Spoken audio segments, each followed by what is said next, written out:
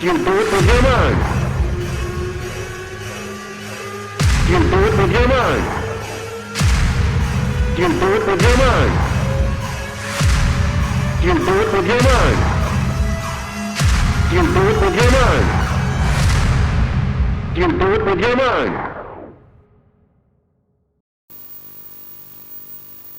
Where were you 30 years ago today, the day Southern California was rocked by the powerful Northridge earthquake?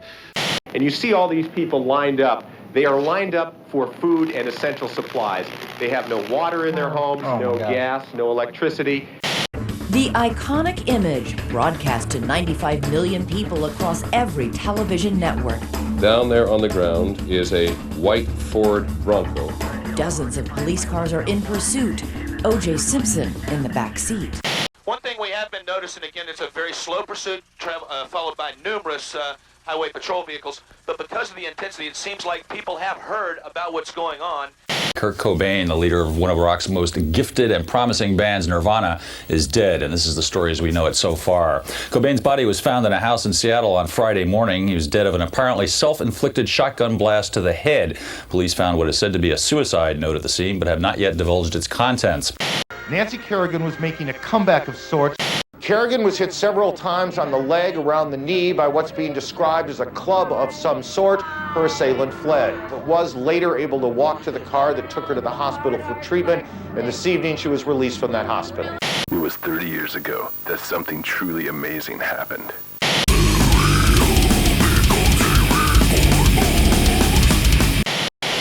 So I first met up with Crimson Thorn in '91.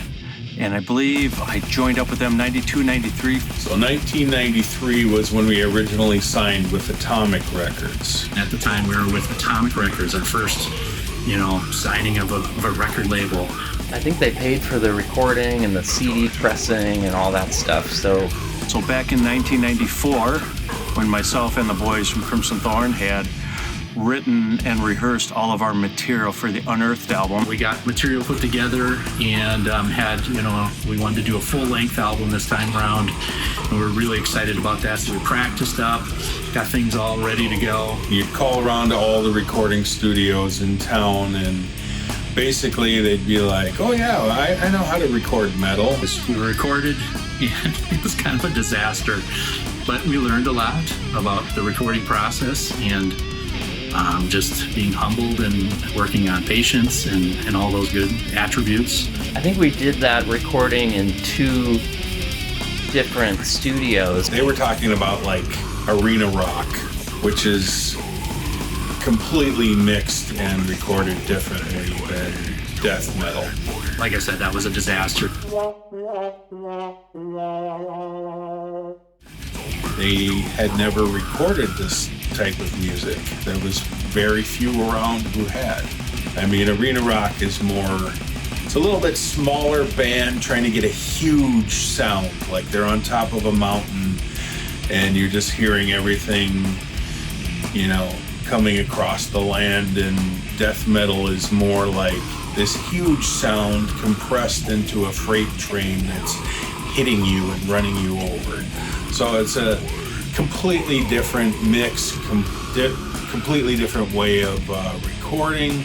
But we just weren't satisfied with how it sounded. They didn't know metal, how to mix and to record metal, really, especially the extreme forms of metal, which is what we really want to do. We wanted to be as heavy as possible. Didn't go that well. We tracked some drums, we tracked some guitars. There were problems with the overdubs. We had some issues with the studio owner. They did by far the best job that they could do, but they weren't familiar with this music. They didn't listen to this music themselves. We needed to find another avenue or another place to record. And we ended up changing our studio. We recorded at a club in Minneapolis called the New Union. The club that we were playing at the most was called the New Union. At a place called the New Union, which was a unique Christian nightclub that was owned by a church and had a setup for full sound and lighting for live music and an entertainment area. With a guy by the name of Ryan, who was like the main engineer, main sound guy. And we recorded there with one of the engineers. Ryan did a great job. He was just so relaxed, and it was so much fun. I remember we were there quite late into the evening recording Unearthed. And we had rehearsed extensively before our recording process, just to go in and to make the process really streamlined and smooth. Track drums. I remember Kevin nailed the drum parts. We did them all in one day. And the tracking process went very quick for the drums. A lot of the tracks were just done in one take. We practiced up, got things all ready to go. We just went in and just went for it, just full blast. And the whole process for drum tracking, it may just was done in a few hours or so. Kevin just had the attitude, and we recorded Unearthed literally, I think, most of the tracks in one night. Maybe 2-3 takes on each song. Once they had tracked all the guitars as well, and then we moved on to the mixing stage. And then we took those tracks and brought it to my Apple Studio. They were on 8-at tracks, actually, or 8-at tapes. And took those tracks to my Apple Studios in South Minneapolis with a guy by the name of, what was his name? Gary something or another. I never liked the bass drum sound. There were parts where he had 2 bass drums, and there were parts where the volume just wasn't totally equal. And I know there was a few times where Luke was like, I'm not happy with how the drums sound, or I'm not happy with this, or whatever. The original recording, it was like the ride and the snare came through nice and clear, and the rest of the drums were kind of a little bit hard to tell exactly what he was playing, what he was doing. And he mixed it and mastered it for us. And I remember him saying a few things here and there, kind of like, oh, that was weird how that was recorded. We did mix the natural snare sound and a triggered snare sound, where we had the trigger was, I think the trigger was about 1/3 of the way in the mix, just to add a little bit more. But there were parts where it wasn't triggering. We got a very heavy wall of noise album, but it was missing some of the clarity where we would have wanted it, and some of the punch where we would have wanted it, and it kind of came across like a hurricane. We're all just kind of like, yeah, but we don't have any money, we gotta get this done. It was kind of on a shoelace budget. So we got those all mixed and mastered and put onto tape and the CD, and we were very proud of the album. Josh Jecker did all the artwork for us. So Miles and I were at Immortal Fest 2023, and then he leans over to me and says, oh, hey, guess what I found in my garage in a box? The original 8-ats of all the tracks for Unearthed. I was immediately excited by that, and I sent a text message to Charles Powell right away to see if it's possible to get those converted, and we started talking about doing a full remix. So I got the text from Luke, and I was pretty excited, man. We'd already signed with Rottweiler to do new music, so I immediately was also contacting them about re-releasing Unearthed, and they were very excited about that. 8-ats are known for degrading over time, and they've been sitting in a box for 30 years. So I sent them out to Charles, and he took them to a place. I went ahead and called Richard over at Blitz Recording Studio. Richard, you still got these 8-at machines? Oh yeah. So I knew, alright.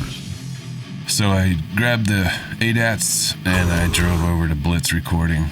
And shout out to Richard, by the way, he's got a cool little recording studio over there. So I brought the tapes in, and the next thing, do they work? There are no track sheets or anything, though, right? That's all I got. Okay, it's only 16 tracks. Rough and raw. It's absolutely amazing what you can get from these old 8-at tapes. It was really difficult in those days. Of course, everyone didn't have the technology that we have today.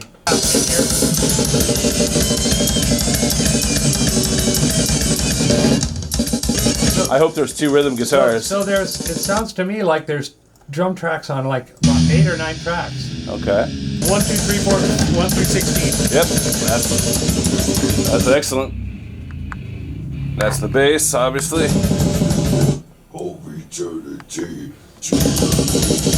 That was Luke.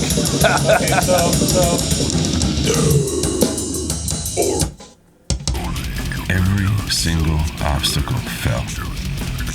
One by one. One by one. And I remember getting the text that he was there and that so far they were working. All the tracks were good. And I remember kind of doing a little victory, like, yeah, you know, when he told me that all of them were good. All the tracks were good. And that we'd be able to do a full remix. Hey guys, Jairus with Rottweiler Records. I am so happy to announce to you that Crimson Thorn has re-released Unearthed. And not only is it a re-release, but it's a remix and remaster. And it is such a brutal new addition to their library. This record meant so much to me. This record changed the trajectory of my entire life. It really did. So I was very, very excited to be completely remixing this album with somebody who knew the music, listened to the music himself, loved the album, and could actually get the sound that we were really hoping to get 30 years ago. And we finally have. Now, let's talk about this new remix remaster of Unearthed. It is sonically just light years ahead of where the original recording was. Charles over at Battlefrost, not only did he clean it up like I said earlier, but he packed so much punch into the bass, the guitars, brought the drums up to a place where now it feels like you're being pummeled by the kicks. The snare sounds great. I am so excited that Rottweiler can release this record. One day, I was walking around this place called Berean's Christian Store, and this one was in San Diego, California. Back then, cassettes were a thing, you know.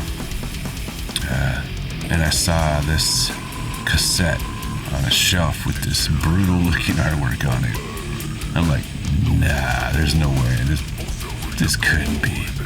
But I walked over and I looked at it really close, and it was Unearthed. It said Unearthed Crimson Thorn, and it had that brutal artwork on it. Now, Berean's they had listening stations. You could take a tape out, and put it in and listen to it. And if you liked it, you'd buy it. You know, I'm like intrigued. Okay, the artwork. I popped it in, put the headphones on, pressed play, and the sonic assault that infiltrated my ears changed my life forever. I couldn't run to the cashier fast enough. I started singing along with it. Luke, you know, in his own way, kind of helped me figure out how to do my own death metal vocals and stuff. Singing along to him. I remember one time, there's this store out here in San Diego called Food for Less. I'm walking through the grocery store. I don't know if I had a Walkman in or what, but I started singing along to one of the songs. What was it? My mom and I were in there grocery shopping and Food for Less. And I was singing with morally decapitating, morally decapitating, spiritually castrated. Morally decapitating, spiritually castrated. Screamed it out, and I was like, I got my death metal voice, you know, and it screamed out in the middle of the store, heads turning. My mom laughed. That's one of those just memories that it's gonna be with me forever. Open up a blank song and start dragging these tracks in to see what I would get. And this is how that looked. I'll close this. So I get a bunch of tracks with just numbers on them. So my first order of business was basically to see what these are. Let's check it out. So I'd probably write something like kick, right? Which makes this the kick left. And let's just make sure.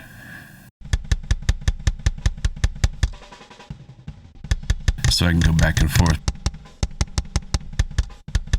You can hear the different tuning of the kick there. So, well, what was next?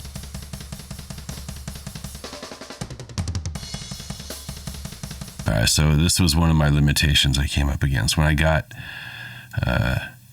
these tracks here. It's I don't know. They only had 16 tracks to work with, so the studio kind of married these together. These are toms and overheads spread out between 2 tracks, and that's what I had to work with. So you can hear the tom. And I think Luke was on the phone telling me, like, hey, there was 4 toms on there, but, you know, not all of them got recorded. And he was right. So let's take a look at these. So I had to, let's see, where's my pan? All right.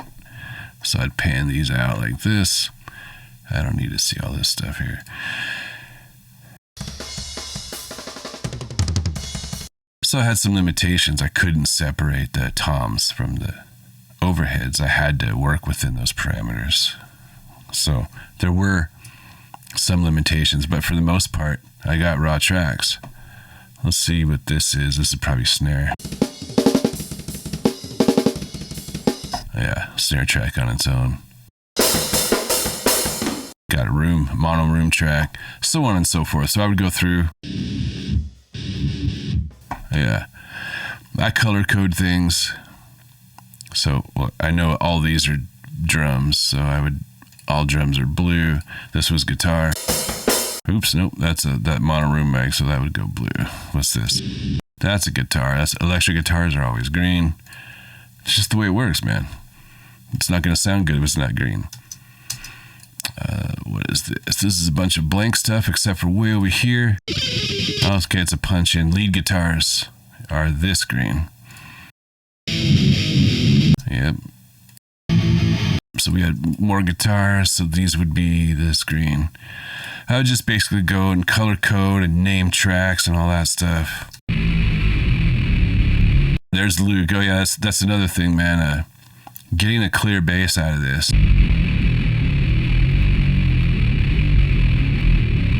I mean, that's a sound of a hurricane, man. It is brutal. But, you know, I had to work with that. So, make it work. That was my goal. Words of your lost war. Christ has conquered you. Satan!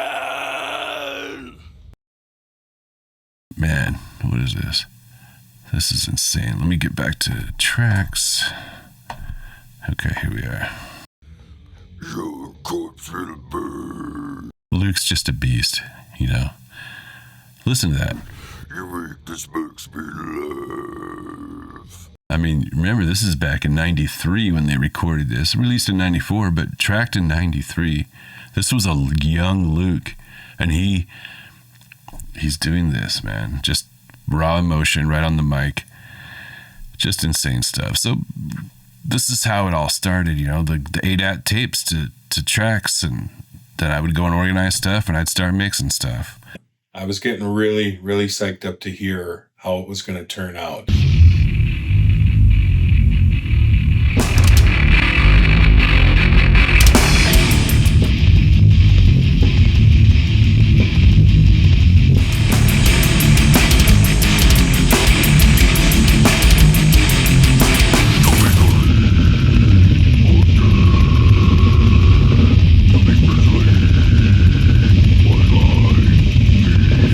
It's like zombie, after you,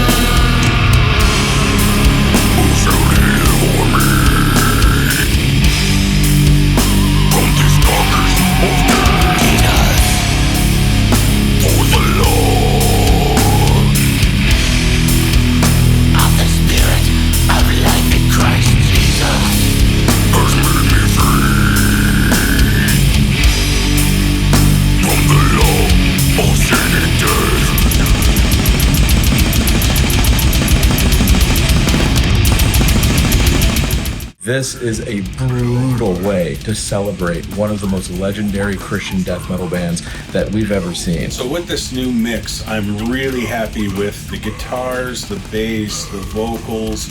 They all sound tighter, less noisy. But what I'm really blown away with is the drums. I'm just blown away by how much better you can hear the drums, hear exactly what he's doing.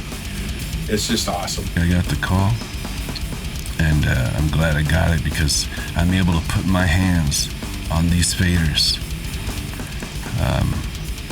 and close my eyes and forget about math and what's right and just do things until I felt it, until it connected with me again. All these years later, when I heard that record in Brian's Christian store, that feeling I had, that excitement, that something new, to be able to bring that 30 years later into my studio after what it did to my life, changing my entire trajectory, to be able to put my hands on faders and add my story into their story and push these things around and change these EQs and compressors until I could feel it again, until I could recreate that excitement that I first felt. This new recording that Charles did for us. No! Oopsie. I think this is like the 5th time Unearthed has been remixed and redone, repackaged, and this is the best of those 5 renderings. And just so blessed by what Charles did for us. He's been such a blessing, and we just love him very much. Okay, I have to introduce my little baby, my sweet little baby, Popo. She wanted to be in the video very bad. Yes, right? Yeah, it's a Chinese pug. Hello, my name is Zach Plunkett, and I handled the artwork for the remixed, remastered version of Crimson Thorn's Unearthed. So I was pretty excited to get the opportunity to handle the artwork for this project. My band, the Beta Mass of Flesh, got to tour with Crimson Thorn back in 2020, so I got to meet Luke and Miles and talk about their history as a band and how much that album meant to me and how much of an influence it had on my own writing. So the idea for the artwork on this album came from a discussion that me and Jairus were having, the owner of Rottweiler Records.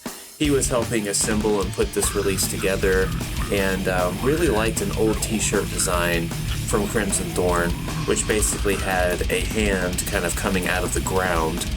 And we kind of liked that, and I wanted to play around with the idea of illustrating a hand, but doing like a different version of it. So once I finished the hand illustration, I wanted to see what it looked like with an eyeball placed behind it. And then the idea came to pull some inspiration from the original cover art by adding the skull figure in the background, and it basically just turned into this abstract piece.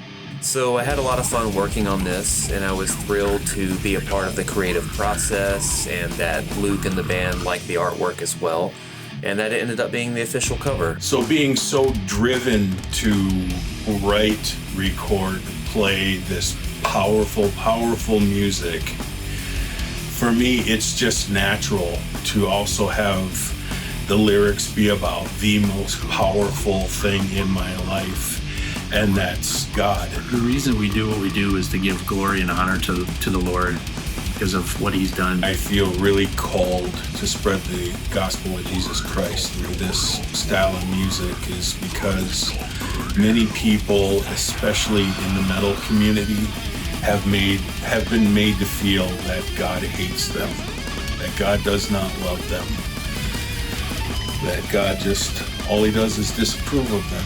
I mean, a lot of Christians shun them, won't show them any love. To me, those are the real people who are serving Satan, not kids in metal t-shirts. We got our name from Matthew 27, verse 29, where it talks about Christ having the crown of thorns put on his head before he was put on the cross. Jesus loves you and wants a relationship with you. Today is the day of salvation, and we hope that you can explore that and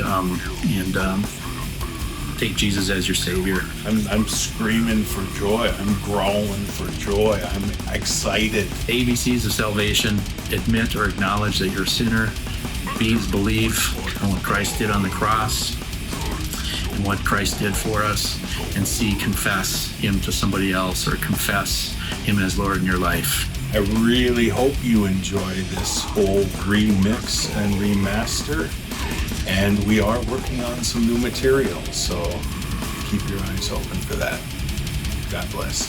What they're doing now, guys, what they're producing is so beyond what they've done before. I've heard some snippets of the new 2025 material, Crimson Thorn. It is going to be worth the wait. If there's anything that you guys want to know about Crimson Thorn, shoot us an email. We'd love to let you know what's happening. Thank you for taking time to pick up the new remixed, remastered Unearthed CD. I hope you enjoy it. I cannot wait to do more with Crimson Thorn as the year goes on. Check you later.